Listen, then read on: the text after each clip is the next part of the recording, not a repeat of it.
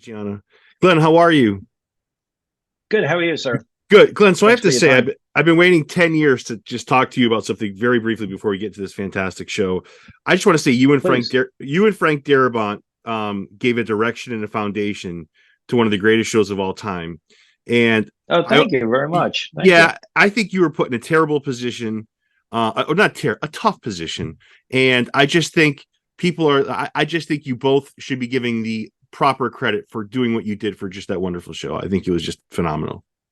Well, that's very kind of you. Thank you. I enjoyed working on that show, and I signed on to work with Frank.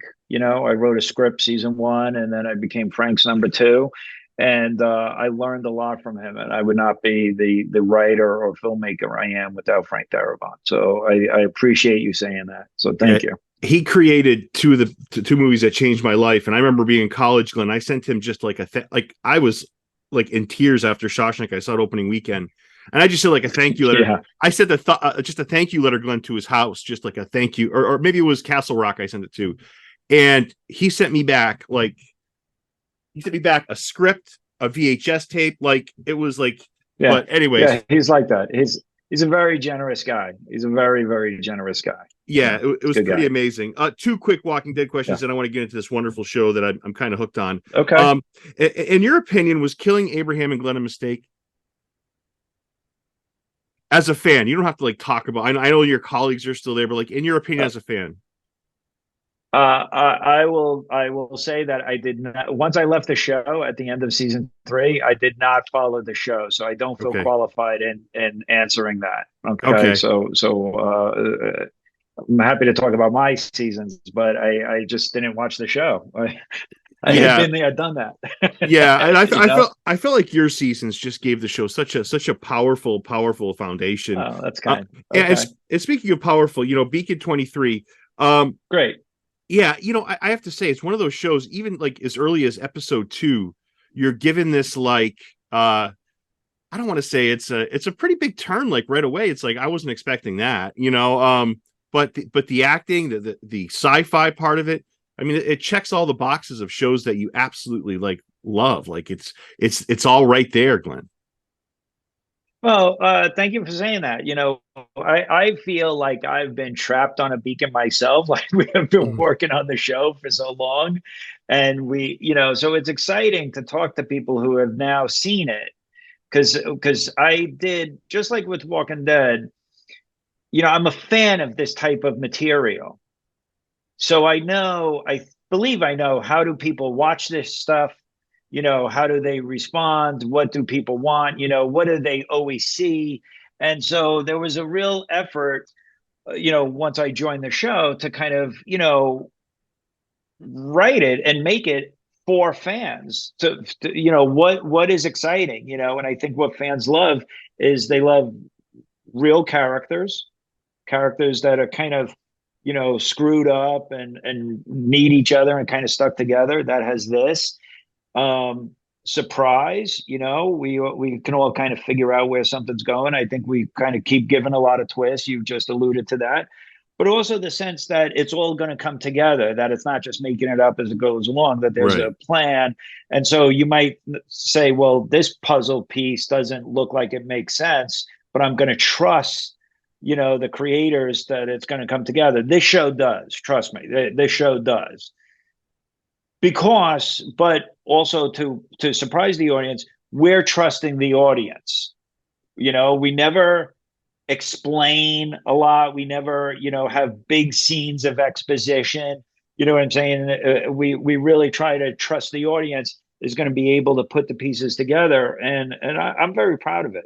Yeah, yeah, you should be. It's next week Neil deGrasse Tyson's coming on the show, and he dissects everything sci-fi. So I'd be curious to Okay, get. okay, Yeah, yeah, yeah. yeah, yeah. So, Is so we do have something. We do have something way down the road. I won't say it, but I was on post the other day, and I said, okay, as long as Neil deGrasse Tyson doesn't call us out about this, but it's way down the road, so don't worry. So I yeah. don't know how he's gonna. I don't know how he's gonna go over a lot of this stuff.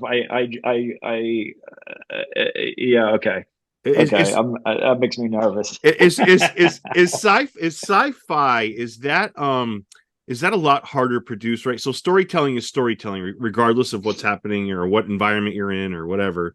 Does sci-fi carry with it an added, I don't want to say burden, but an added is it more difficult to create in the sci-fi universe?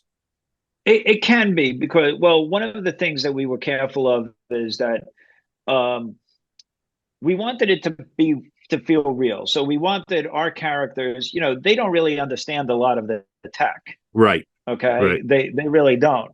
Which is how I live my life. I have no idea how this computer works or anything like that, right?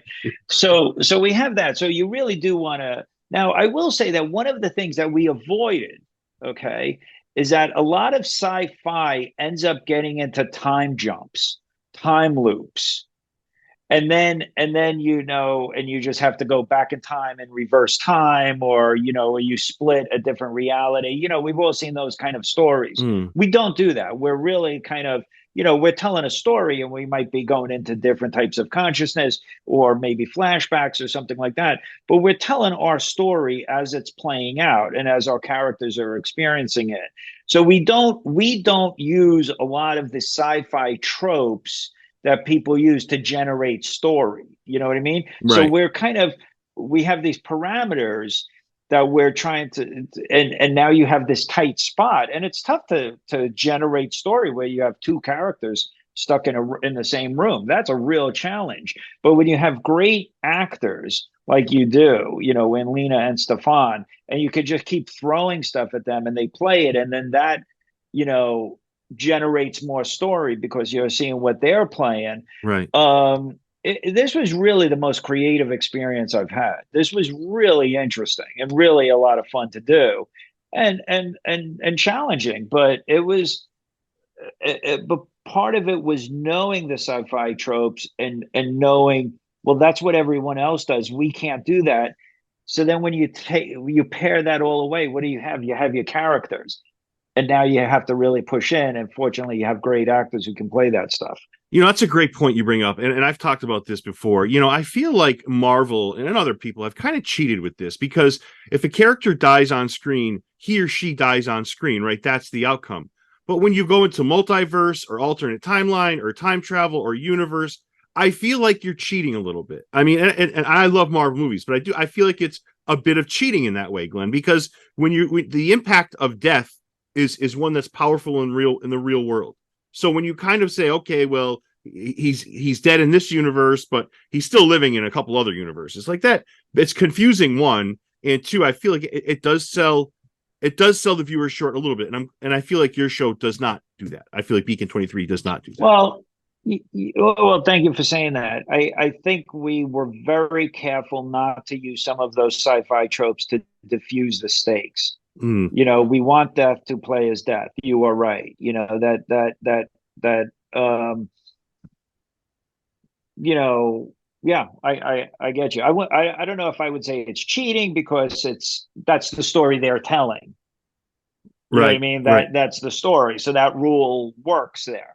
Yeah, For us, yeah, it didn't work, and we yeah. had to kind of create something different. So we were able to kind of, change things up by I think really pushing the boundaries in a storytelling fashion about how we're laying out the narrative by giving surprising pieces of the puzzle along the way. So Yes. you don't know you need that puzzle piece, but suddenly you get it and you're like, what the hell am I supposed to do with this? And then you watch the next episode and go, oh, I get where they're going, and Yeah. then there's a twist or something like that. Yeah, So it was fun. I'll end with this. So Daniel Percival did 4 episodes of Daryl Dixon. He does the first 3 here. Is that a coincidence? Did you know him from the Walking Dead days? Have your paths crossed before this project? No, actually, Dan shot his episodes before I joined the show. Oh, okay. So we've never met. We've Small never world, met. small You world. know, yeah, Yeah. yeah. So that's just a coincidence. And I know and I haven't watched Norman's new show. I hear it's very good, so Yeah, it's I might excellent. want to check that out. But yeah, so I hear it's good. Speaking of And X, I loved working with Norman.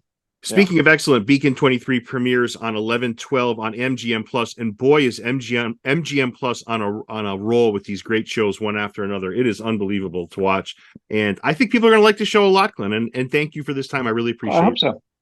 Take Well, care, thank Glenn. you. Great Thank you talking very to you. much. Thank you. Bye Thanks bye. for being a fan.